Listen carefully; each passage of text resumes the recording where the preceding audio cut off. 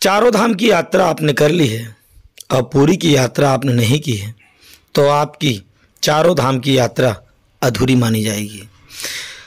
पुरी की यात्रा 3 दिनों की है और इन 3 दिनों की यात्रा में आपको क्या क्या सावधानी बरतनी है इसे हम बताने का प्रयास कर रहे हैं। सर्वप्रथम आप 3 दिन की यात्रा के लिए रेलवे में टिकट यात्रा कीजिए और टिकट को संभाल कर रखिए, नहीं तो आपकी यात्रा अधूरी हो जाएगी, आपकी ट्रेन छूट जाएगी या फिर आपको इन ट्रेनों का किराया अलग से देना पड़ेगा। यानी काउंटर टिकट आपने अगर कटाया है तो उस काउंटर टिकट की ओरिजिनल टिकट आपको रखनी पड़ेगी, अन्यथा आपको ट्रेन मिस करनी पड़ेगी और आप देखते रहेंगे। मगर हम ऐसा नहीं चाहते, आपको बता रहे हैं कि जगन्नाथ पुरी का रहस्य जिस तरह से है उस रहस्य में आपकी ज़िंदगी किस तरह से है उसे समझना जरूरी है। रहस्य ऐसा है जिसे बताना जरूरी है। जाते समय आस्था और आते समय आखिर क्या रहता है इसे बताने का प्रयास कर रहे हैं।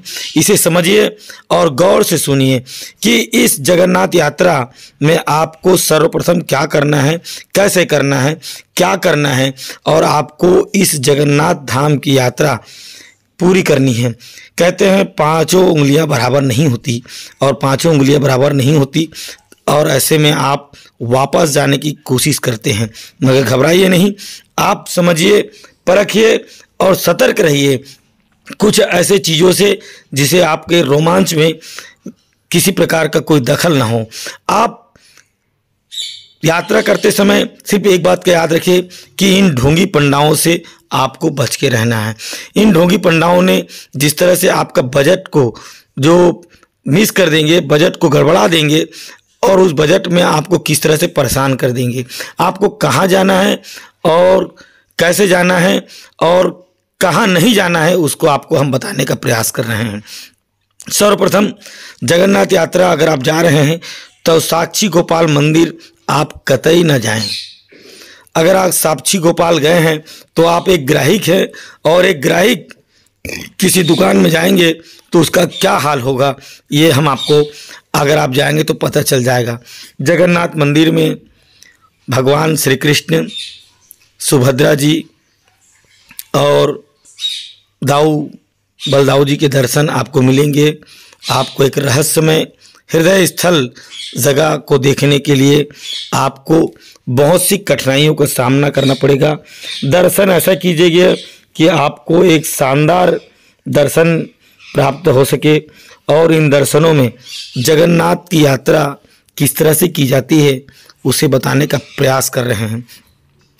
आस्था अगर आपके पास ज़्यादा है तो उसे संभाल कर रखिए, वरना आपकी आस्था आपके परिवार के बजट को बिगाड़ सकती है। क्योंकि इस आस्था में पंडा लोग सिर्फ एक ही चीज़ देखते हैं कि महिलाओं को किस तरह से ब्लैकमेल करना, महिलाओं को उनकी आस्था के साथ किस तरह से लूटा जाता है। और परिवार के साथ अगर आप हो, अगर पंडा को पता चल गया तो फिर आप उन आस्थाओं के बीच से गुजर कर नहीं रह सकते। आप परिवार के साथ अगर पुरी की यात्रा कर रहे हैं तो सतर्क रहिए, सावधान रहिए। पग पग में आपको यहाँ पर आपके बजट को बिगाड़ने के लिए पूरी व्यवस्थाएं बनी हुई है। आस्था के बीच में अगर आप शांति रूप से अगर आप दर्शन करेंगे तो आपको मज़ा आएगा। हनुमान जी की जो बीड़ा लगा हुआ दर्शन कर रहे हैं आप, वहाँ पर अगर आप जाते हैं तो वहाँ पर उन मंदिरों को टेंडरों में बदल दिया गया है और टेंडरों में बदलने के बाद जितने भी यात्री दर्शक वहाँ जाते हैं ये उनके ग्राहक हैं और उन ग्राहकों को किस तरह से लूटा जाता है, उनको परेशान किया जाता है, आपको बताने का प्रयास कर रहे हैं। इस पुरी की यात्रा में एक पंडा से जब हमने अपनी व्यथा बताई तब उन्होंने कहा कि हम उन्हीं लोगों को लूटते हैं जो लूट कर इस आस्था के मंदिर पर आते हैं और अपने आप को शरीफ बताते हैं। आस्था के बीच में अगर आप जगन्नाथ मंदिर जा रहे हैं, अगर आपने किसी को लूटा है तो आपका लूट मार यहाँ पर होना निश्चित है। आप परेशान मत होइए, अपने बजट को थोड़ा सा बढ़ा कर चलिए। आपने जो भी बजट बनाया होगा उस बजट में पंडा और पंडितों का बजट एक्स्ट्रा रखिए। परिवार के साथ चलिए, घूमिए।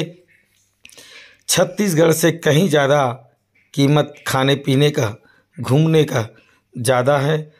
इन बजट को देखते हुए आप अलग से पैसा रखें, संभाल कर रखें और सुरक्षित अपने परिवार के साथ चलें।